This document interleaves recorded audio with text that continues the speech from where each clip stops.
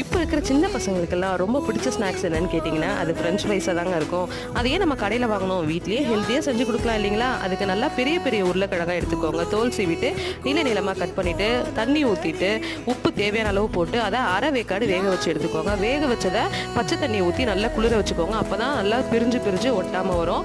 இப்போது அந்த உருளைக்கிழங்கு பீஸ் எல்லாம் கோட் ஆகிற அளவுக்கு சோள மாவு கலந்துக்கோங்க. நான் 4 உருளைக்கிழங்கு பெருசாக எடுத்திருக்கேன். அதுக்கு 3 ஸ்பூன் அளவுக்கு சோள மாவு மிக்ஸ் பண்ணியிருக்கேன். இப்போ மிக்ஸ் பண்ண உருளைக்கிழங்கு எல்லாத்தையும் எண்ணெய் காஞ்சதுக்கு அப்புறமா லைட்டாக ஃப்ரை பண்ணி எடுத்துக்கோங்க. இதை நம்ம டபுள் ஃப்ரை பண்ணணும்.